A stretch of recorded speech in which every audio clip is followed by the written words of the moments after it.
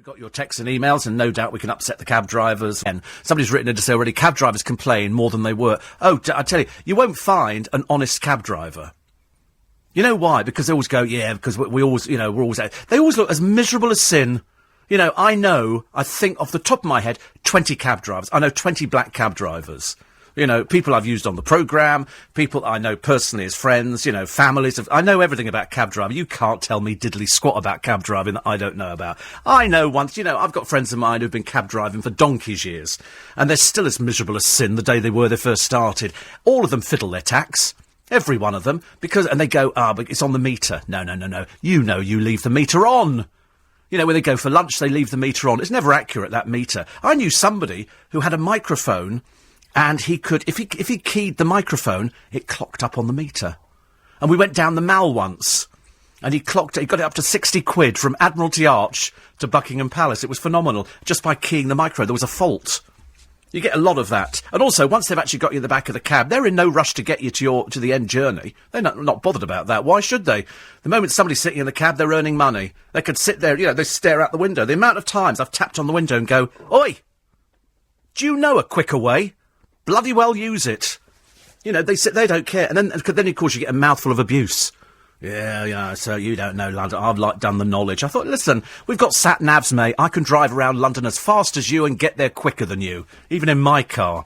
So it comes as no surprise to me that the company that makes them has gone bankrupt.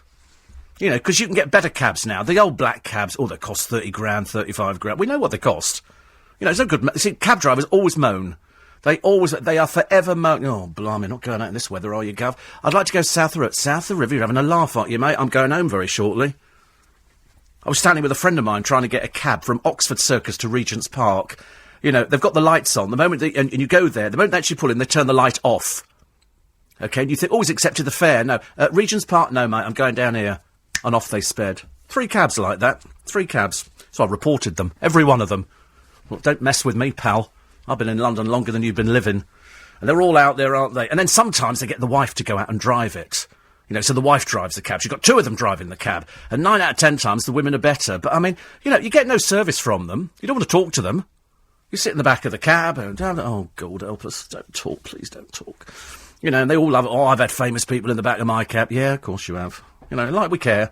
All we're looking at is the back of somebody's head. But they always moan. Always moan. I mean, cabbies...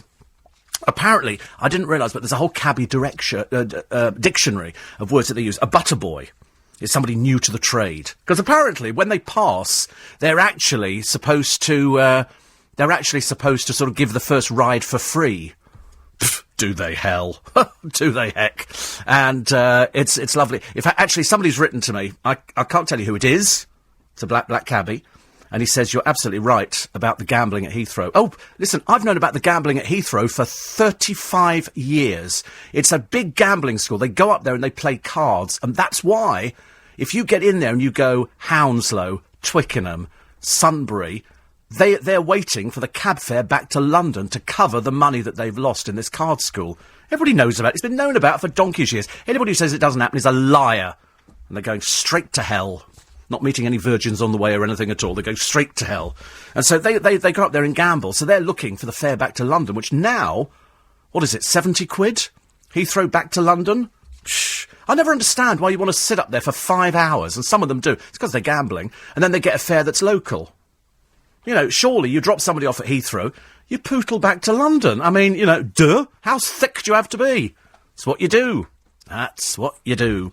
There's another one. Apparently never say... be lucky to a cab driver, because apparently he'll actually take you for a complete and utter. So don't ever say be lucky, mate. Be lucky. I like the idea of brushing. Have you heard of brushing? Brushing is it's effectively a brush off. That's where the cab refuses a fare because it's too small a journey, and you've got to go to the next one in line. What you should really do, in theory, this is what the police advice is, if you get in a cab and he's got his light on, he has to accept the fare. You know, none of this rubbish about, you know, I can't go there, mate, because I'm not going south of the river kind of stuff. You get in there, you say, take me to the nearest police station. And once you're in the back of the cab, he'll have to get out and physically drag you out. I love the idea once. I love the cab story of a very famous actress very elderly actress. And she comes outside of the Adelphi Theatre, and she's got her little dog in her arms.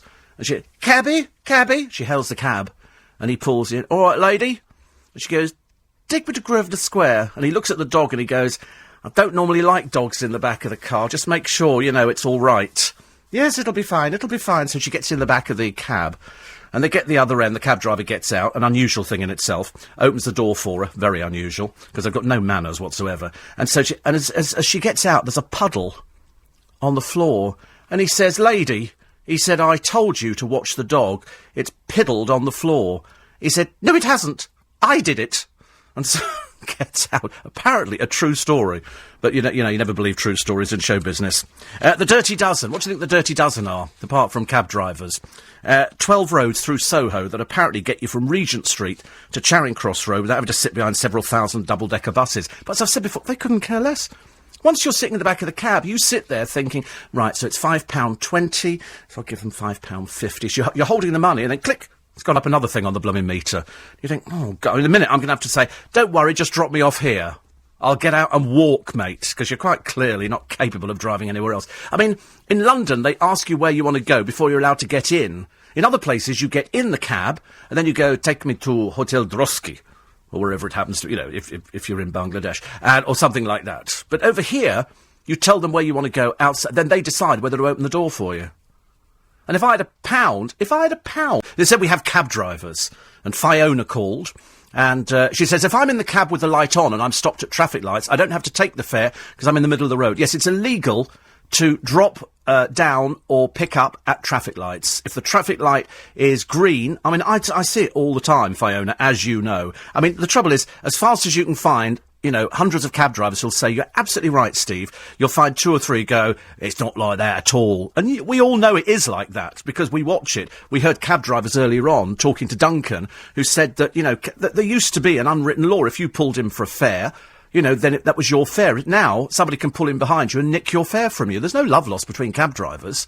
There used to be, but now it's become a little bit of a war, hasn't it? I mean, very brave of you to drive around King's Cross at night, Fiona.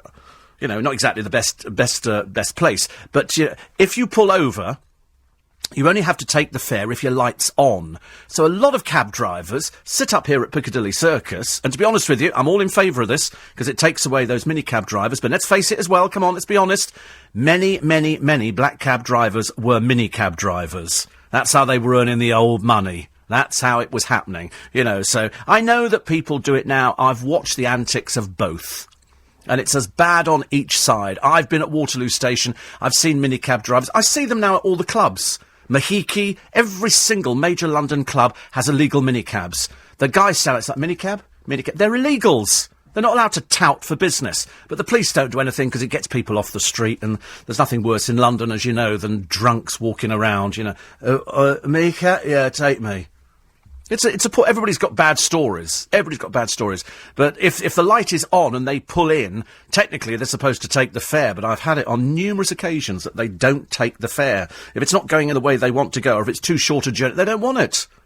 And during the daytime, I'd advise anybody in London to walk. What's the point of taking a cab? I've said to friends of mine who are cab drivers, why on earth, in God's earth, you'd want to drive in London during the daytime? I've got no idea. Nighttime is much better. You can drive around. It's a lot easier. London is much nicer at night. I know it's dirty sometimes, and there's drunks, and there's the danger that somebody's going to throw up in the back of your cab. But at the same time, at least you can move from A to B.